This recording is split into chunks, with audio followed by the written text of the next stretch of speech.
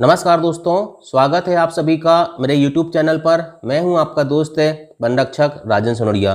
देखिए दोस्तों, आज का ये जो वीडियो है ना, सिर्फ उन स्टूडेंट के लिए है जो पहली बार ऑनलाइन एग्जाम देने जा रहे हैं MP फॉरेस्ट गार्ड का। ठीक है, क्योंकि इसमें एजुकेशनल क्वालिफिकेशन 10th और 12th मांगता है। तो बहुत सारे स्टूडेंट के होते हैं 10th 12th वाले फ्रेशर होते हैं, तो वो एग्जाम फॉर्म भरते हैं और पहली बार एग्जाम देते हैं। ठीक है, तो मुझसे कुछ स्टूडेंटों ने पूछा कि सर मुझे अभी तक ऑनलाइन एग्जाम का एक्सपीरियंस नहीं है, तो ऑनलाइन एग्जाम कैसे होता है, वहाँ पर जो मैथमेटिक्स होती है यानी कि गणित होती है, उसको सॉल्व करने के लिए कागज़ मिलता है कि नहीं मिलता है, या मिलते भी है तो कितने मिलते हैं। ठीक है, तो इन सभी प्रोसेस को मैं आपको बताने वाला हूँ। ठीक है, देखिए दोस्तों, अभी MP फॉरेस्ट गार्ड का एडमिट कार्ड नहीं आया है ना। वैसे आ तो जाना चाहिए था। ठीक है, 7 दिन पहले आ जाते हैं, पटवारी में तो 7 दिन पहले आ जाते थे, और एग्जाम डेट तो बहुत पहले ही बता दिया था उसने। ठीक है, लेकिन अब MP फॉरेस्ट गार्ड का एडमिट कार्ड नहीं आया है, तो आज होगी 17 तारीख, 1-2 दिन में आ जाएंगे। 1-2 दिन क्या, 17, 18, 19 को तो आना ही चाहिए। नहीं तो फिर ऐसा तो नहीं कि 22 तारीख से एग्जाम है आपके, तो 21 तारीख को 20 तारीख को एडमिट कार्ड तो ना आएंगे। ठीक है, आज कल में आ जाएंगे, उसकी टेंशन मत लो। सबसे मुख्य ध्यान दो, फोकस आपकी पढ़ाई पे है ना।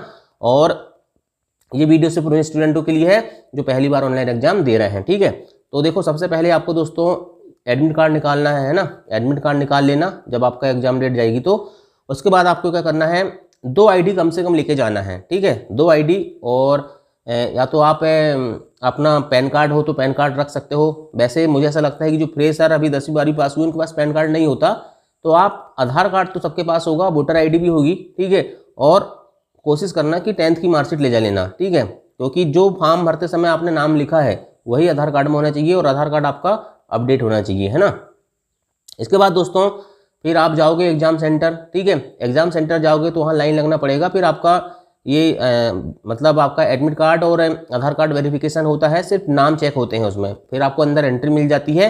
अंदर एंट्री मिलने के बाद वहाँ पर फिर आपका वेरिफिकेशन होता है, आई वेरिफिकेशन, थंब वेरिफिकेशन होता है। और उसके बाद फिर आपको लैब आवंटित की जाती है कि आपको इस लैब में बैठना है और इस सीट क्रमांक में जाके वहाँ पर बैठना है। ठीक है, कंप्यूटर के सामने। फिर आप जाओगे तो वहाँ आपको लगभग पटवारी में तो ऐसा हो रहा था कि अभी 1 घंटा पहले बिठा रहे थे, है ना। लेकिन MP फॉरेस्ट गार्ड में मुझे ऐसा लग रहा है कि एक दिन में 3 शिफ्ट होंगी। ठीक है, पटवारी के एग्जाम में एक दिन में 2 ही शिफ्ट हुए थे, लेकिन MP फॉरेस्ट गार्ड में 2 घंटे का समय है, इसलिए हो सकता है कि एक दिन में आपको 3 शिफ्ट देखने को मिले। क्योंकि पिछले बार 2017 में एक दिन में 3 शिफ्ट हुई थी, और पटवारी का पेपर 3 घंटे का रहता है, इसलिए एक दिन में 2 ही शिफ्ट हुई, है ना। तो उसके बाद जैसे ही जाओगे आप वहाँ, तो इसके बाद फिर आपको वहाँ पर बेसिक जानकारियाँ होती हैं। आपके एडमिट कार्ड में एक पासवर्ड टाइप का कुछ लिखा रहता है, उसको भरना पड़ता है वहाँ। फिर आपको कंप्यूटर आपका ओपन हो जाता है ना। फिर वहाँ कोई दिक्कत होती है तो आप वहाँ पर लैब में वहाँ पर लैब असिस्टेंट रहते हैं, उनसे भी कुछ चीज़ें पूछ सकते हो। आपका कंप्यूटर प्रॉपर तरीके से नहीं चल रहा है तो आप उन्हें बोल सकते हो कि सर हमारा कंप्यूटर बदल दो, है ना। तो ये सब चीज़ें वहाँ आप लैब असिस्टेंट से भी बोल सकते हो। फिर बात आती है कि हम सर पानी पी सकते हैं कि नहीं वहाँ पर लैब के अंदर। तो पानी आपको पास में रखने की वहाँ पर अनुमति तो नहीं दिए थे।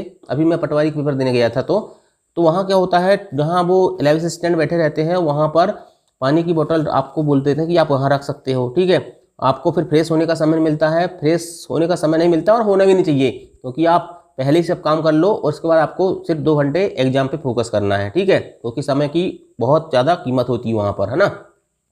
पानी पी सकते हो आप जाके, यदि आपको लगता है कि इमरजेंसी है पानी पीना है, तो लैब असिस्टेंट के बाद टेबल रहती है, वहाँ रख सकते हो, पी सकते हो, है ना। इसके बाद कागज़ की बात करते हैं, तो कागज़ आपको वहाँ पर दिए जाते हैं। ठीक है, आप कागज़ में जाओगे तो मैथ सॉल्व कर लो, और वहाँ पर आप उसमें कंप्यूटर में आपको क्या करना है, कंप्यूटर में वहाँ कुछ नहीं करना है आपको। ये मत सोचना कि हमें कंप्यूटर चला के नहीं आता है।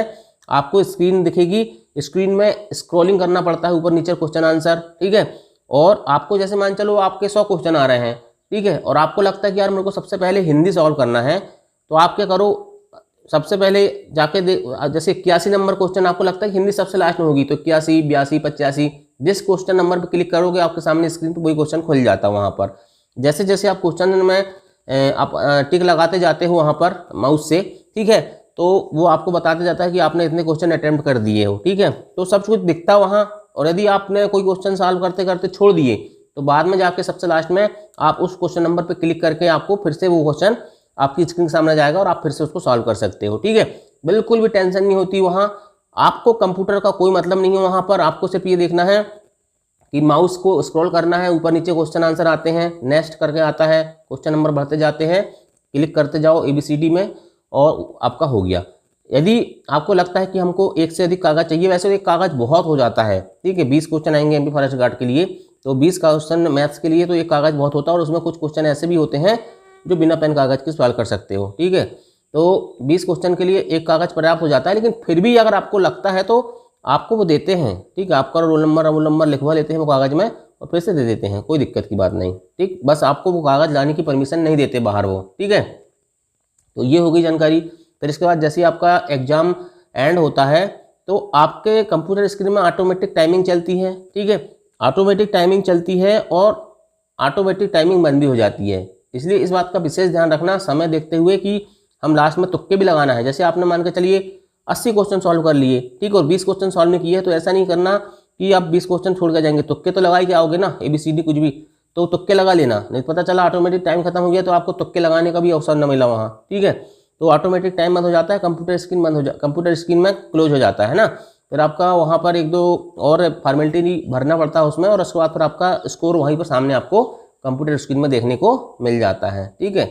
आप चाहें तो दूसरे लोगों के वहाँ पर कंप्यूटर स्क्रीन में जाके उनके नंबर भी देख सकते हो, ठीक है। लास्ट में जब हो जाता है ऐसा प्रोसेस, उसके बाद हो जाता है, ऐसा हुआ था हमारी लैब में कि सब एक दूसरे के नंबर जाके वहाँ देख लेते हैं, तभी तो वो बाहर आके बताते हैं कि लैब में सबसे ज़्यादा मेरे नंबर थे, इस प्रकार से वहाँ सब देख लेते हैं जब एग्जाम हो जाता है वो, क्योंकि जब कंप्यूटर बंद हो जाता है तो स्क्रीन में सिर्फ नंबर दिखते हैं, बाकी कुछ नहीं दिखता है ना। इसके बाद एग्जाम सबमिट होने के बाद फिर आपको बाहर आने पड़ेगा, तो उसके लिए फिर एक बार वेरिफिकेशन और होता है, और इसके बाद फिर हो गया। और आप जो भी बैग एक लेके जाते हैं तो वहाँ एक सेपरेट रूम रहता है, उसमें आप रख सकते हो, ठीक है। तो ये सारी जानकारी मैंने बता दिया। पहली बार पेपर देने जा रहे हो, इसके लिए best of luck. Thank you. जय हिंद, जय भारत।